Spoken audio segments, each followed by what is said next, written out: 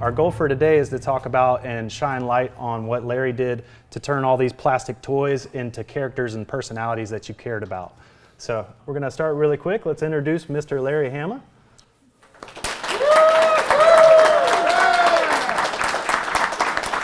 He has not been to North Carolina for 30 years, and I think he's a little blown away by the growth. All right, and then we have Chris Ryle. Yeah. That pronounced Ryle, right? Ryle, yeah. I'm Chief Creative Officer at IDW. I'm basically just up here for moral support for Larry, so. We appreciate him being here. All right, great. So we're doing the Larry Hama interview. This is going to be recorded. It's going to be a creator profile on 3DJoes. We've already done them for Kirk Bazigian, who was the brand manager, Ron Rudat, who designed every figure from 82 to 87, and Guy Cassaday, who designed a bunch of the big vehicles. So this will be joining a really good company up there. Now, Larry has done a ton of stuff outside of G.I. Joe. We need to take a moment and recognize that. We're here to talk about G.I. Joe, but Bucky O'Hare, Wolverine, the Nom, the list goes on and on. He did several of the first few Iron Fist issues, so that when they just had the TV premiere for Netflix, of course he was there, right? I mean, he's touched on so many things creatively. But we're here to talk about G.I. Joe. From 1982 to now, he is still working on this book. We're approaching 250 issues, plus special missions and all that other stuff. So the longevity of this line under his stewardship is unparalleled. Not only did he do the comics, he did all the file cards, all the bios. He turned these people from plastic into personalities that we love and care about. And I'll stop talking here in just a second. I wanted to give a little primer. I design all the covers, too. There you go, with the layouts. There you go. So where did G.I. Joe come from? Quick primer on what it was before Larry got his hands on it, because I think it's important to note there were no personalities, there were no characters to care about before Larry got his hands on it. In 1959, they invented Barbie, not Hasbro, the other company. Hasbro said, oh, that's interesting, let's make one for boys, but make it better. So they took the artist model here that you see up there with very intense articulation. They created something like that for G.I. Joe. They patented it pretty much right away, like 66. Figure came out in 64. Patents is a very slow process, so it took a couple years. Anyway, they created this super articulate, movable fighting man.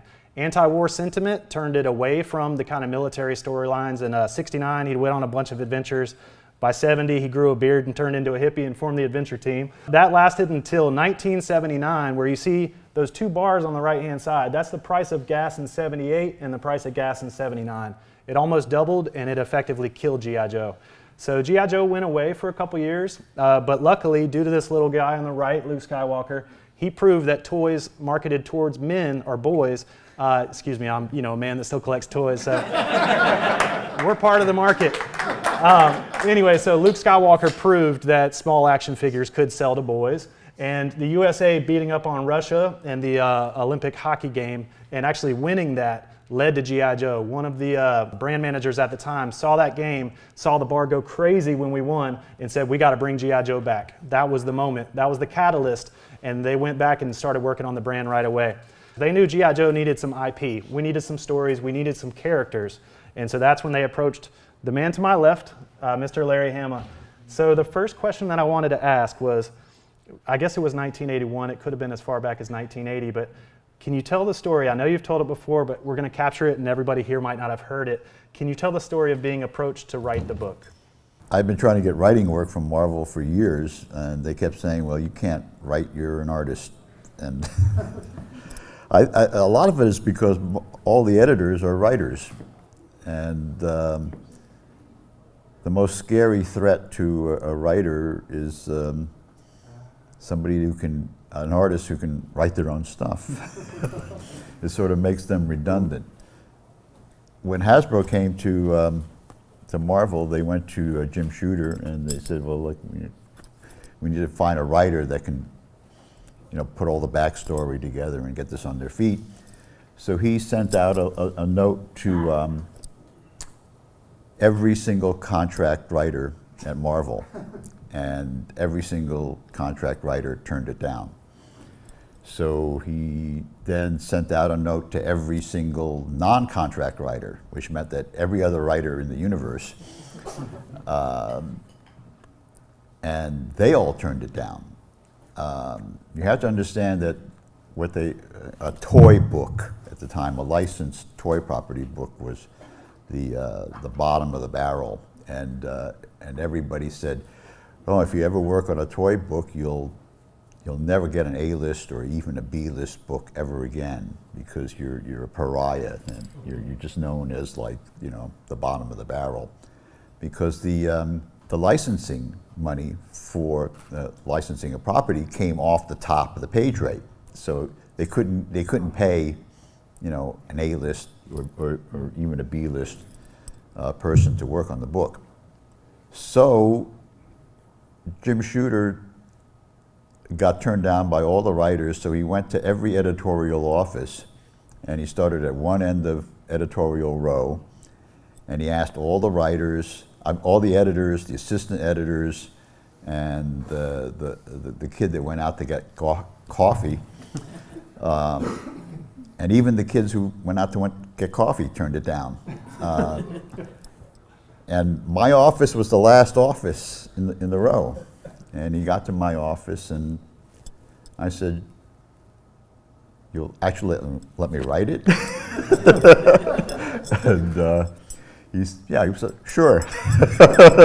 So I took it on.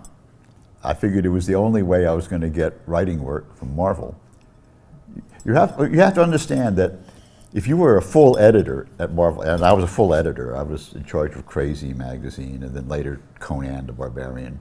And obviously you couldn't write for another company if you were an editor for that company.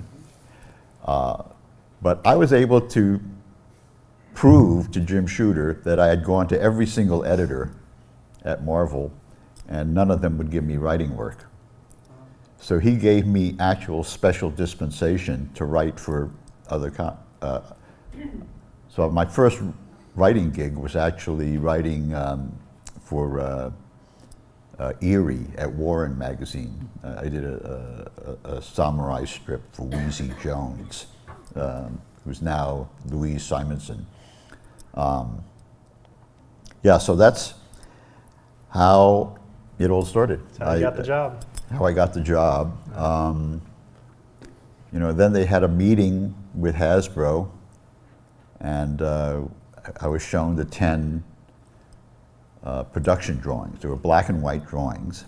There was no, you know, mock-ups. There was no 3D renditions. There was just black and white drawings done by Ron Rudat. I'm curious, were they the sketchy looking ones like the one on the left, or was it the presentation art like the? No, it was much sketchier than any of that. Yeah. Looser than any of that. No, very, yeah, it was There you go. very loose Ron Rudat drawings, and the labeling it would say like infantry guy or you know bazooka guy or intelligence. It was just sort of like a vague thing about their job.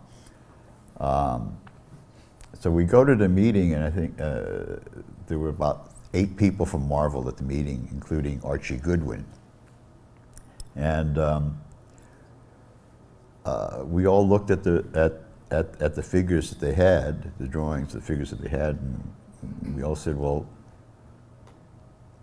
where are the bad guys? You know, who do they fight? You know?" And they said, "Well, we don't have any bad guys. We just have these 10 Joes." And I said, "Well, what are they going to do? Are they just going to march or something? You know, get up and do PT?"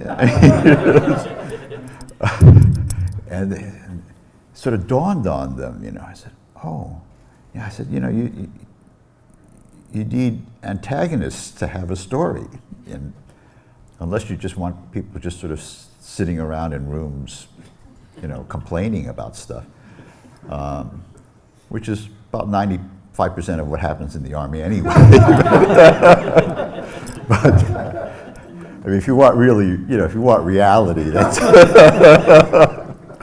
But Archie Goodwin spoke up and he said, "Well, how about some sort of paranoid paramilitary terrorist organization? You know, like we've already got the guys at SHIELD fights. They're called Hydra.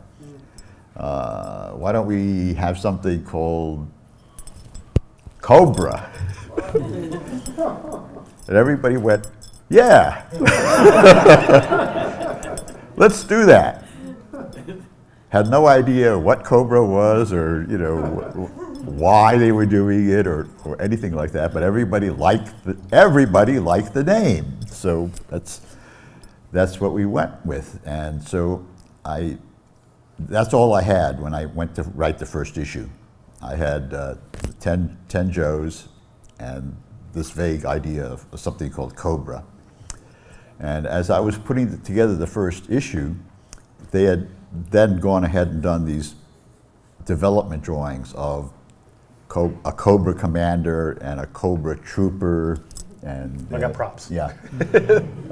I think a Cobra Trooper and a Cobra Officer. I think those are the three things they had. So that's what I had to work with.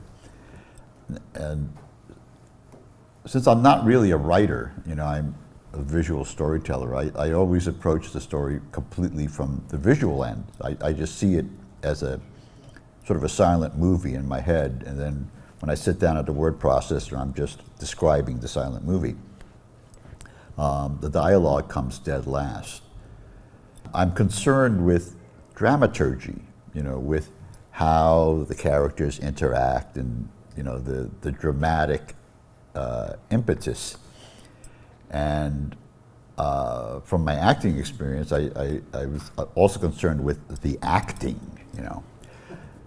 And I sat down and I'm trying to figure out the first issue, and I realized none of the Cobras have faces.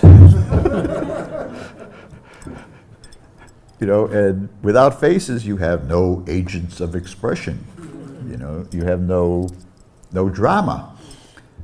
So I said, "Wow, how can I correct that?" So I figured, well, I'll make up a character that's not wearing a mask. It's a Cobra. And while I'm at it, I'll make it a girl, you know. And well, if you're going to have a female character, you know. So you're referring to the Baroness, right? Yes. Wouldn't it be cool if she was had this really sexy black leather outfit?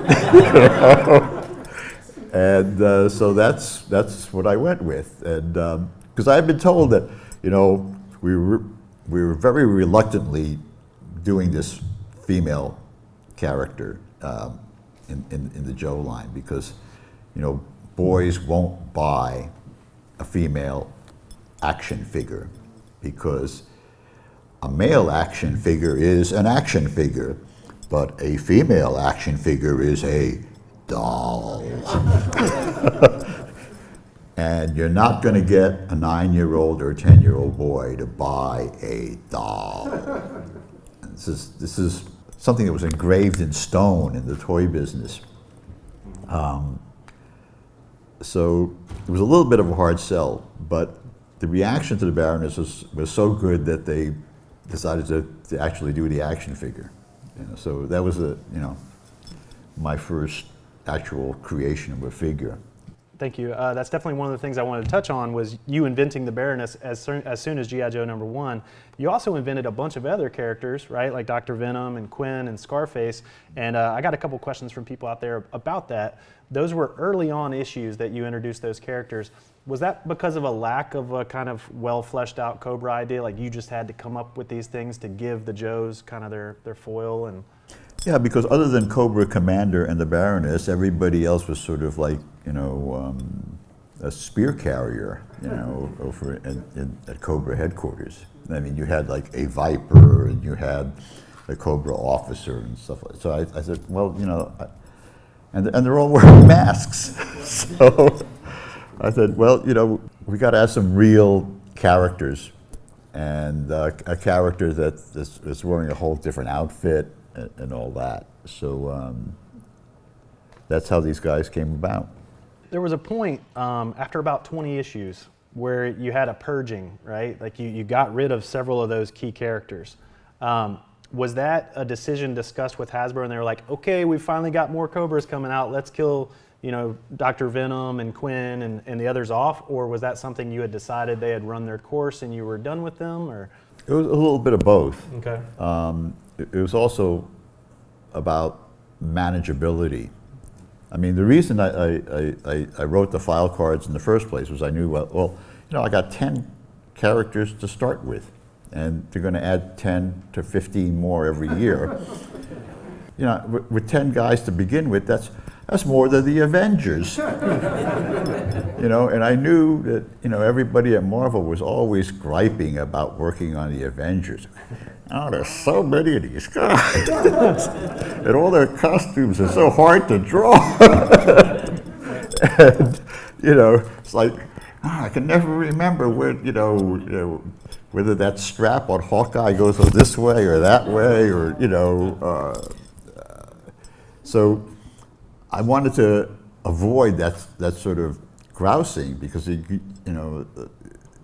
kept a lot of good artists from working on certain books because they were just considered too much of a pain in the neck, And when you got a book with 20 characters with different outfits, and you have to and it's a licensed property, and you have to there's somebody there checking every costume, to make sure that it matches the model. Nobody wants to do that. A lot of people don't understand that, even Spider-Man, I mean, I personally never liked to draw Spider-Man because I could never remember which way the curve of the webbing goes, and because it defies logic. And every artist that's ever worked on it has complained about making that webbing work on the Spider-Man uniform. Probably led to the black suit. Right. Considering Secret War. I wanted to plug real quick. So Larry's got hardcovers coming out, and he's working with Mark Bellomo on these. And these take some of those dossiers that he would write, the couple pages, kind of summations of what each character was going to be. Kurt Bazigian saw those dossiers and was like, we got to put that on the package, because no toy had done a file card before. I don't know about y'all, but when I was out there shopping, I could pick up that character. First, I looked at the card art, was blown away. That Hector Garrido art is incredible. That's some of his stuff up there. Then I flipped it over and read the file card to see what that character was all about. And my decision of whether or not I was going to buy that character was really based off of Larry's file card. Who was that character? Why did they matter? So anyway, if you want to read some of those dossiers, IDW's got 8 or 9 volumes of these. I didn't ask him to plug those, by No, the he way. did not. He did not. So anyway, these are out there, so you can have access to some of the. But the thing about the dossiers, I call them dossiers. They call them file cards. Was that I purposely wrote them so that a kid reading it could take it seriously, and an adult reading it could get the joke. And after the first year, the feedback that Hasbro got from their sales staff, I mean, see, in the toy industry, there's the salesmen. And they're the ones that go out to the retailers and make them order the line. And, the salesmen were, guys that, wore like green polyester leisure suits and things like that. Green? Yeah, it's like the wacky uncle on National Lampoon Vacation. The guy with the white shoes. Cousin Eddie. What? Cousin Eddie. It's Cousin Eddie, right? Cousin Eddie. And they all reported back and they said, we want more of those file cards, because we don't even have to sell this thing. We just go to the retailer and we read the back of the package to them, and that sells the product. Yeah. And then I remember one night I was watching the original David Letterman show, and he had Jay Leno on as a guest, before Jay was Jay, I guess. And his entire bit for the entire evening, his little stint on the show, was reading the backs of these G.I. Joe packages. Really? Yeah, the core of his bit was that how irate he was that we were making fun of bikers with the dreadnoughts. And that bikers were really good people because Jay rode a bike. Yeah. Now you know that I am a motorcyclist, right? This again, the motorcycle. This is something for real now. Satan's bus boys, or what are they called? There you go. You see, now it's people like you that ruin the image. These are G.I. Joe dolls. Now I saw these are G.I. Joe enemy dolls. Now these are G.I. Joe biker dolls. Let me read you this guy. Oh, here's Torch. Let me read you what they say about Torch. Read that. Torch is an illiterate, unrepentant thug whose penchant for sudden and unexpected violence is matched only by his utter depths of stupidity, ages 5 and up. That's unbelievable. I mean, are these Well, the youth of America is certainly in good hands with this. Could I ask one question along those please. lines? Because I've only done licensed comics in the 21st century where licensors now just want cool comics that they think, enhances the brand overall. When you were doing this stuff early on, there seemed to be more of a mandate to sell toys. Like, how often did you get the phone call saying, hey, we need this character to show up here? Like, was that a thing that happened, or? Oh, it was more organized than that. Yep. The comic is basically a toy catalog. Yeah. In the first year, they did 4 fully animated commercials for the comic. Okay, but even though it was a commercial for a Marvel comic, the comic book cover came spinning out and then boom, stopped, right? I had to design all those covers first before I even know it was inside the comics, because they said, okay, in this first issue we're selling blah, blah, blah, blah, blah. I had to get those vehicles and whatever. Obviously this one had to have the dragonfly and in the water moccasin. And sometimes they wanted these disparate things in a single issue, like a ski mobile and, a windsurfer, and somehow I had to figure out how to get all that into the same story. But Hasbro produced and paid for the commercial and paid for the airtime. Okay? This was because I think it was Bob Prupis figured out that, you see, at the time, you could not have a toy commercial with more than 5 and 7 seconds of animation in it, The rest of the commercial, you had to actually show the real, actual, crappy toy. Or amazing toy. Yeah, I mean, it could, stuff couldn't be blowing up. You had to show a kid actually sort of pushing it along the grass. So you couldn't animate the toy so that it looked like it would do stuff by itself. And he said, well, the First Amendment of the Constitution makes it impossible for anybody to regulate advertising on a publication. There you go.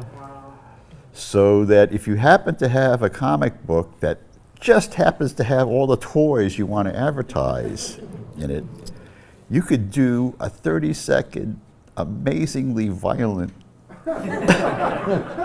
commercial with stuff blowing up and vehicles slamming through the air and all sorts of great fun, violent stuff happening. And it was perfectly okay. And that's what they did.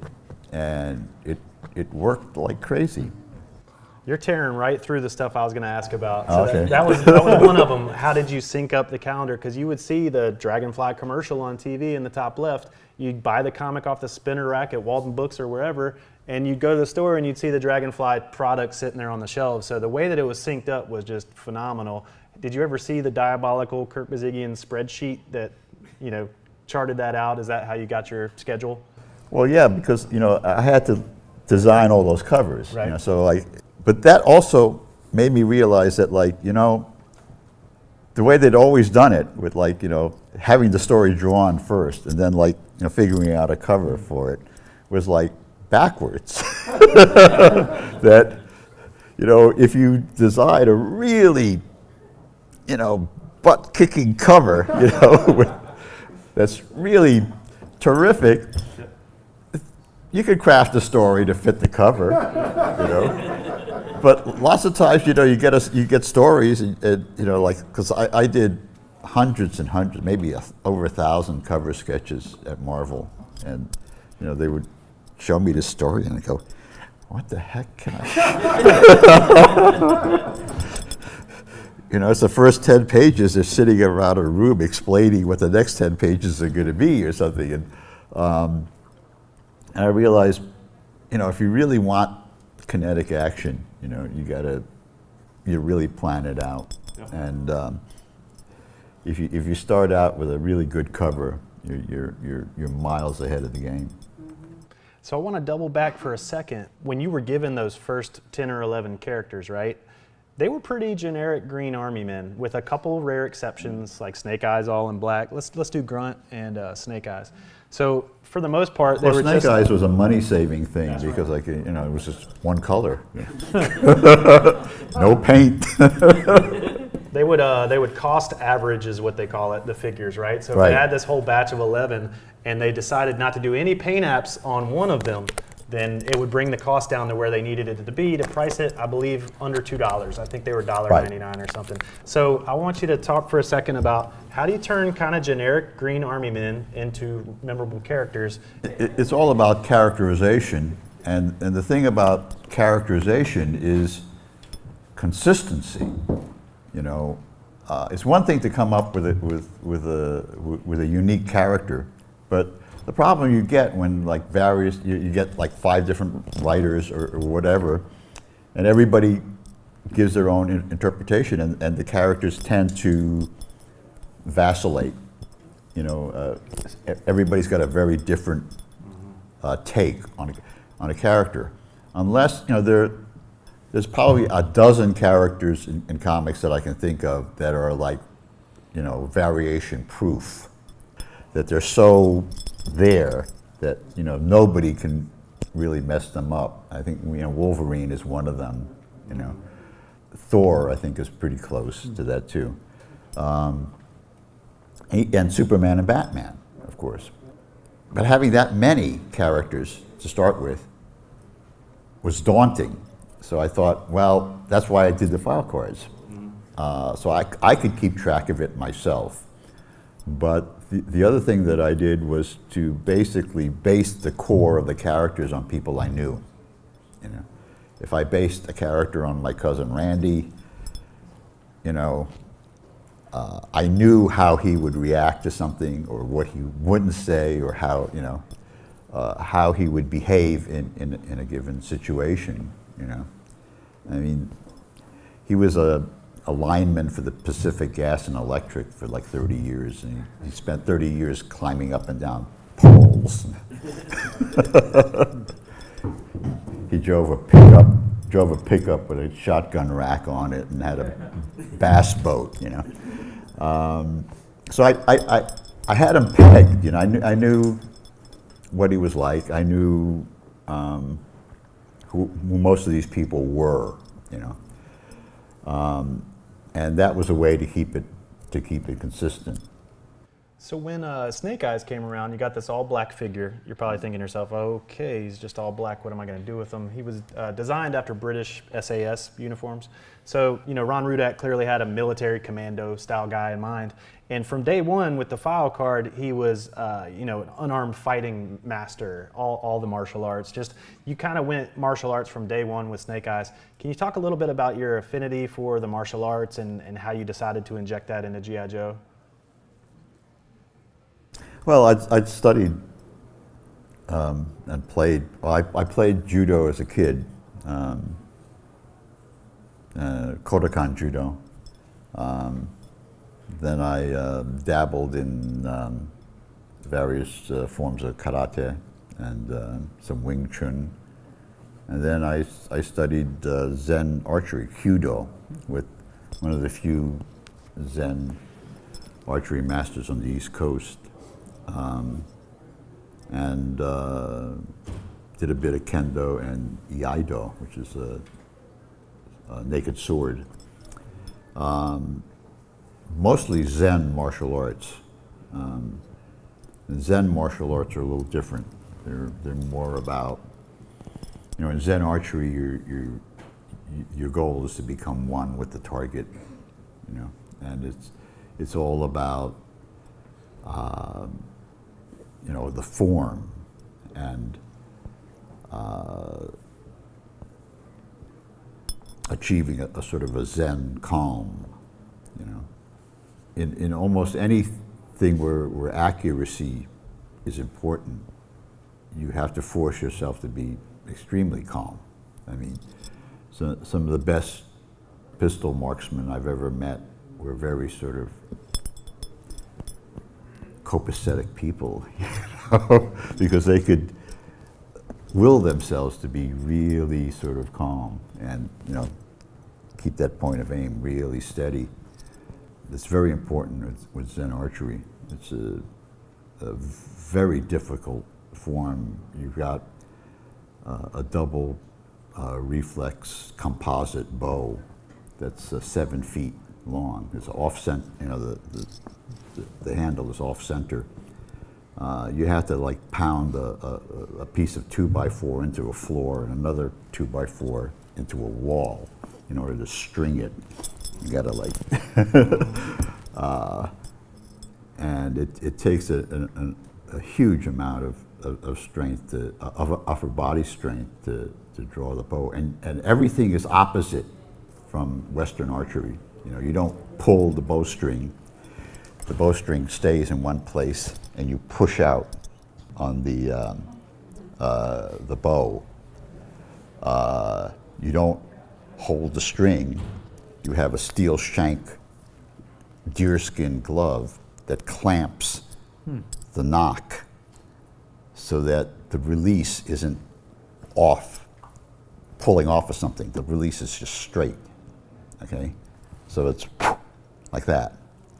And you learn to shoot with 3 arrows. You know, you have one arrow held by the head in this finger, another arrow there, and then the arrow that you shoot. And that allows you to shoot 3 arrows in about 4.5 seconds, you know, because you shoot the first one, and you've got this one over here. Boom, boom, boom, you know. Was there any resistance at Hasbro to you bringing ninjas into a very military, up to that point, military mythology? No, because they didn't know what ninjas were.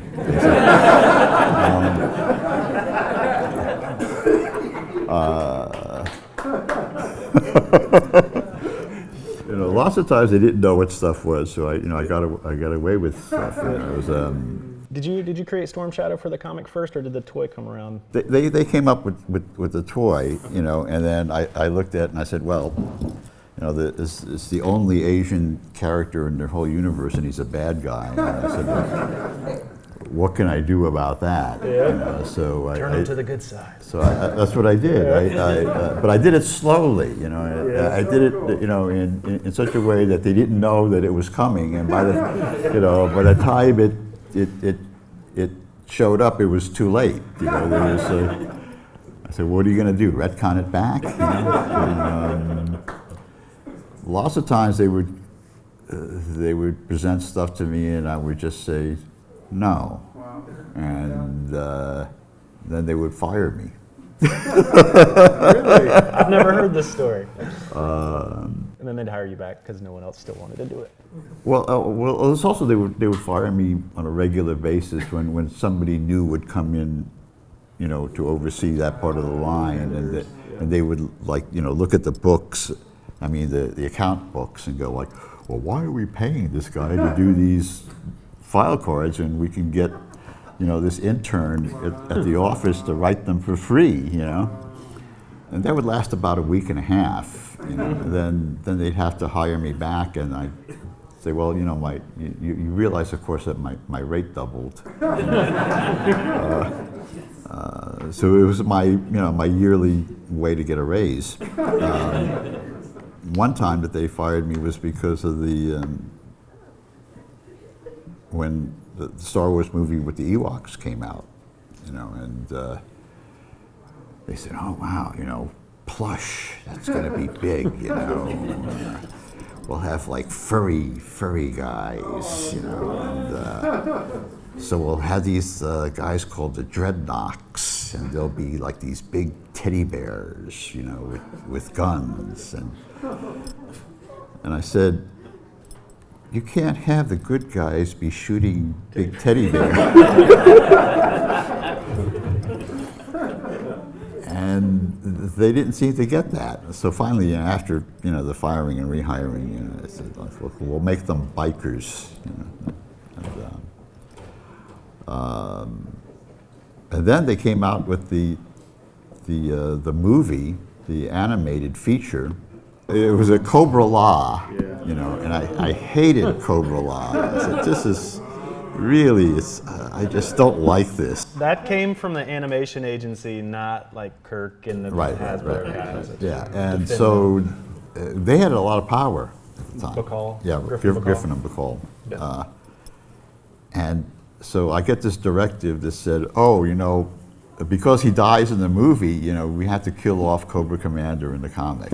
And I said, you can't kill off Cobra Commander. He's like the second most popular character in this series.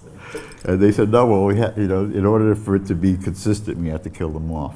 So I went along with it, and we got 500 letters, the next week from kids saying they would never buy the comic again. Sales dropped considerably. The way you did it was brilliant, though. This is something I wanted to touch on. You would take generic troopers like a Cobra Trooper and make Scarface, and he would be a key character. Or you took a Crimson Guard named, Fred. Well, there was a lot of Fred Crimson Guards, but you had him be the one that shot Cobra Commander in the back, and he just kind of took on the armor and became Cobra Commander. So you managed to kind of humanize these little trooper guys, these little generic, what a lot of people would have just left to be cannon fodder, and you turn them into key characters. Can you talk about the importance for you of humanizing these generic troopers? Because you seem to do that a lot. Well, I think it's a matter of ethics that it's very easy in a propagandist universe to just show the opposition as demonized whatevers, but it's very different to show them as people. And I think it's important that they're shown as people, and that they have real motivations for what they do, and they actually believe in the things that they do, because they may have a different worldview than you. I think, because at the time I was doing it, it was stuff for kids, and I thought it was important to show that to kids rather than go the demonization route. Right, it was much more gray area. Right. You could see the motives. I wanted to also, so we touched on a few of the characters that you made. I know there was a quick iteration of the Oktober Guard that was Private Patrol before with Herb Trimpe, but you breathed life into those characters and took them, they became a very central kind of group. I always enjoyed them as a kid. Can you talk for a minute about your inspiration for creating this kind of Soviet? Was that you trying to make us see that the Soviets weren't all bad? Because they weren't totally evil, right? Even though we were in the middle of the Cold War, sitting here in the 80s. That's right. And you're taking one of the most popular comic books and putting a Russian team in there that you can actually empathize with. So I think that kind of plays into what you were saying. If you want to talk about the Oktober Guard at all. Even those characters are based on some people I knew. They're not really Russians or whatever, but they are real people. I think Dinah was Howie Chaykin's first wife. There you go. They were all people I knew, and it made it easier to keep track of. A little segue, they immortalized you in plastic in 1987 with Tunnel Rat. Did you put any of yourself into Tunnel Rat? No, very, very little. I mean, basically they sent the guy over to take Polaroids of me and do some sketches, and he was the sculptor. Yep. And He was the same guy that did the all the holograms for credit cards. He did the Dove for the Visa card, and This was Bill Merklein. I forget his name. He lived in Brooklyn. He was an incredible miniature sculptor because holograms have to be the same size, and a lot of people don't realize that. So like, not easy to find somebody who can sculpt a realistic dove that's that big, and he could do it. And these, the G.I. Joe heads, the technology at the time, by the time it got to the 5th generation or whatever, into the actual mold, everybody sort of looked like the same lump anyway. But the thought was there. They could do a lot better now. The technology has gotten 1,000 times better. And they have, as we've seen with your Kickstartered figure. Oh my God, look at that segue. All right.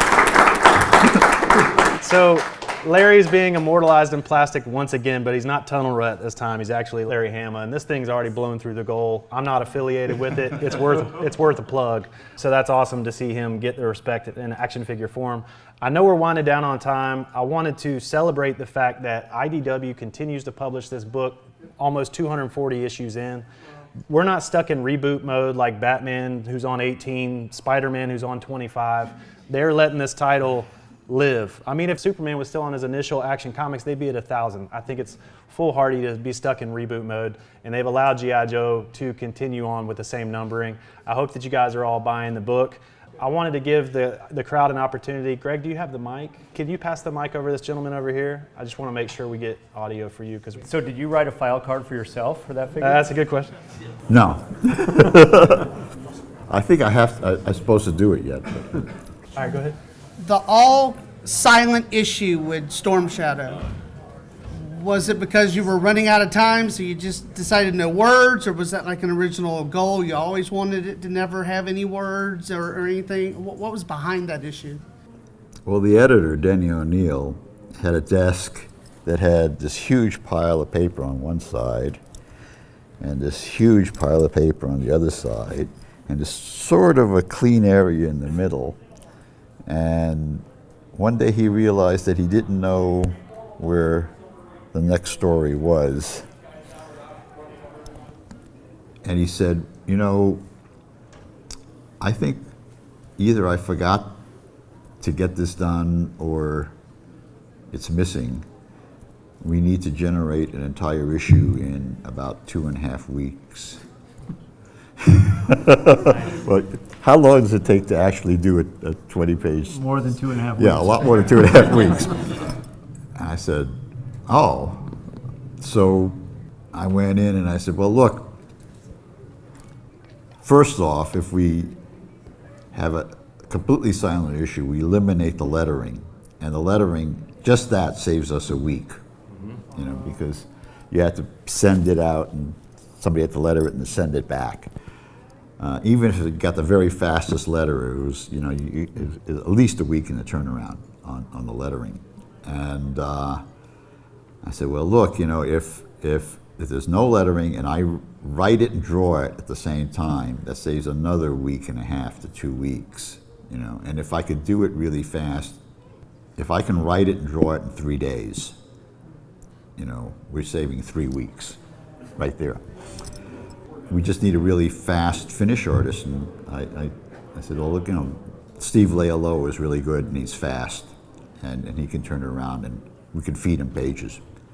And that's how we did it. We got the book out in less than 3 weeks, which wasn't the fastest that we ever did a comic. I think the record was a James Bond movie adaptation, For Your Eyes Only. Double-size issue, 44 pages. I wrote it overnight. Howie Chaykin drew it in 2 days. Vinnie Coletta inked it over the weekend. And it went out in a week from having nothing to having it, being able to send it to the printer. All right, I got the last issue of the Marvel run right here. And I was just wondering, when did you find out that that was going to be it? About the month before. Month before. Yeah. Oh, you didn't get to build up to that No. at all? No build-up. I mean, I love this issue. I thought it was Just great had to help. do it, yeah. Great. Let's get the lady right behind him. Thank you. Shout out to Triangle Joe's. All the guys in the red shirts are helping us document this, film it and everything. Great group of local toy collectors. If you guys are local toy collectors, we got a Facebook page, Triangle Joe's, and friend us and come to a meetup. And everybody's collections are a lot different. It's crazy. Anyway, so one more question over here. Did you help cast for the G.I. Joe movies? That's a can of Did I worms. what? The movie. Did you help with casting? No. I was a consultant on the first movie, and after I read the script, I realized that I had to choose my battles because they had a scene at the end where Snake Eyes talked. You know, and I was wondering because you had said something about the designing at the beginning and stuff and helping come up. So I was just wondering, did he help cast for the movie? Yeah, separate entity. That was Paramount Pictures, and they sent him a script, and he told him that Snake Eyes didn't talk. So that was yeah, and they, as far as all the other things that I thought were wrong with it, I realized that Snake Eyes not speaking was the most important thing, so that I just ignored everything else. And every day I said, Snake Eyes can't talk. And I just stuck to my guns on that, and even then, they went ahead and shot the scene. Oh, wow. With him talking. So I'm sorry to shut it down. Okay. Thank you to Larry for coming to Raleigh. Thank you to IDW. But thank you all. It was great.